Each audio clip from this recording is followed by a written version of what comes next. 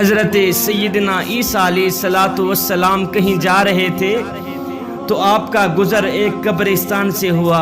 آپ نے دیکھا کہ ایک قبر والے کو عذاب دیا جا رہا ہے، فرشتے اس کو عذاب دے رہے ہیں، بیچارہ تڑپ رہا ہے، عذاب میں مبتلا ہے، اس کی قبر میں آگ بھڑکائی جا رہی ہے۔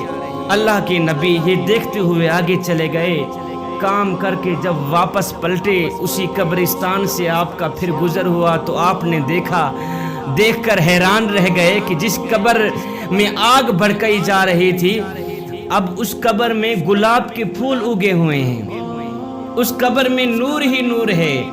اللہ اکبر، پھول اگے ہوئے ہیں جن کی خوشبو سے قبر میں عطر پھیلا ہوا ہے، اجالا ہی اجالا ہے، روشنی ہی روشنی ہے۔ اللہ کے نبی حضرت سیدنا عیسیٰ علیہ السلام دیکھ کر حیران رہ گئے، اپنے دونوں ہاتھ اٹھائے، عرض کی یا باری تعالیٰ، ابھی گیا ہوں یہاں سے گزرا ہوں، میں نے دیکھا ہے قبر والے کو عذاب دیا جا رہا ہے، قبر والا عذاب میں تڑپ رہا تھا۔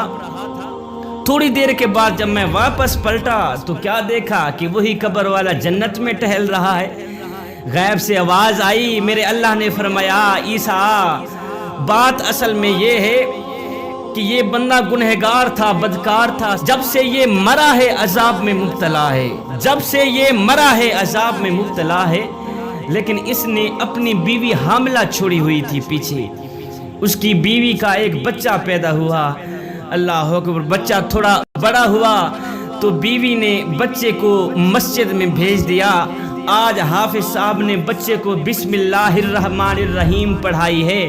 اے عیسیٰ، ہمیں حیا آتی ہے کہ جس کا بچہ ہمارا نام لے صبح و شام ہم اس کو عذاب میں مبتلا کریں۔ اے عیسیٰ، ہمیں حیا آتی ہے کہ جس باپ کا بچہ صبح سے لے کر شام تک ہمارا نام لے اور ہم انہیں عذاب میں ڈالیں، یہ ہماری رحمت گوارا ہی نہیں کرتی، یہ ہماری رحمت گوارا ہی نہیں کرتی۔ بچے نے صرف بسم اللہ الرحمن الرحیم پڑھا تھا، ہے بسم اللہ کے صدقے باپ کی بخشش ہو گئی، باپ کی مغفرت ہو گئی۔ اپنے بچوں کو قرآن مجید کی تعلیم دیں، اپنے بچوں کو قرآن مجید پڑھائیں، دین سکھائیں۔ اللہ اکبر، اولاد نہ مل رہی تھی نا، بے اولاد تھا باپ، گیا درباروں پر، اس نے منتیں مانی، بابا جی اللہ تعالیٰ مجھے اولاد دے، دعا کرتا رہا ساری زندگی، اللہ مجھے اولاد دے، کافی زندگی ہو گئی ہے، عمر گزر گئی ہے، اللہ نے اولاد نہیں دی۔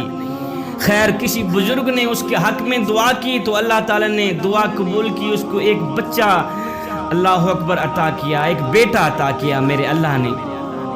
بیٹا آج چھوٹا کل بڑا، سکول میں جانے لگ گیا، کالج میں جانے لگ گیا، یونیورسٹی میں جانے لگ گیا، اس نے ایم اے کر لیا، کافی تعلیم حاصل کر لی۔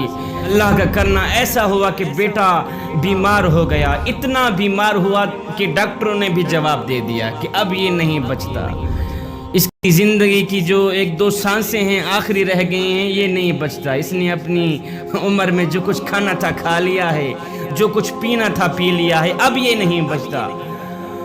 باپ اپنے نوجوان پڑھے لکھے بیٹے کو گھر میں لے آیا، مایوس ہو کر بیٹا چارپائی پہ لیٹ گیا کہ اب میں نہیں بچتا۔ اللہ اکبر، موت کا انتظار کر رہا ہے، موت کا انتظار کر رہا ہے کہ ابھی آیا موت کا فرشتہ، ابھی آیا موت کا فرشتہ، ہے آخری وقت تھا، موت کے قریب تھا۔ بیٹا رو کر کہنے لگا ابو جی ذرا میری ڈگریاں تو میرے پاس لے کے آئیں۔ باپ بھاگ کر گیا، جتنی بھی ڈگریاں تھی ساری کی ساری لے کے آیا، اس نے بیٹے کے ہاتھوں میں ڈگریاں پکڑا دی تو بیٹا حسرت بھری نگاہوں سے کبھی ڈگریوں کو دیکھتا ہے، کبھی باپ کے چہرے کو دیکھتا ہے، کبھی ڈگریوں کو دیکھتا ہے، کبھی باپ کے چہرے کو دیکھتا ہے۔ باپ بول ہی پڑا بیٹے کبھی ڈگریوں کو دیکھتا ہے، کبھی میرے چہرے کو دیکھتا ہے، بتا تو صحیح وجہ کیا ہے؟ بیٹا رو کر کہنے لگا ابو جی تو نے مجھے سکول تو پڑھایا، تو نے مجھے کالج تو پڑھایا، تو نے مجھے یونیورسٹیوں میں انگلش تو پڑھائی، کاش کہ تو مجھے قرآن بھی پڑھا دیتا، آج میری دنیا بھی سنور جاتی، میری آخرت بھی سنور جاتی۔ آج آخری وقت تھا، قبر میں قرآن ہی کام آتا۔ بھائیو قبر میں قرآن ہی کام آئے گا، اپنے بچوں کو قرآن مجید کی تعلیم دیں۔ میرے کریم رحیم رحمت للعالمین سونے نبی فرماتے ہیں راتوں کی تنہائیوں میں اٹھ اٹھ کے قرآن پڑھا کرو. ہائے قرآن پڑھتے وقت رویا کرو, اپنی آنکھوں سے آنسو بہایا کرو, رویا کرو. رونا نہ بھی آئے تو رونے کی کوشش کیا کرو. حضرت داتا علی حجویری سے پوچھا گیا, حضرت اگر رونے کی کوشش کریں پھر بھی رونا نہ آئے تو کیا کریں؟ آپ نے فرمایا پھر اپنے مقدر پہ رویا کرو.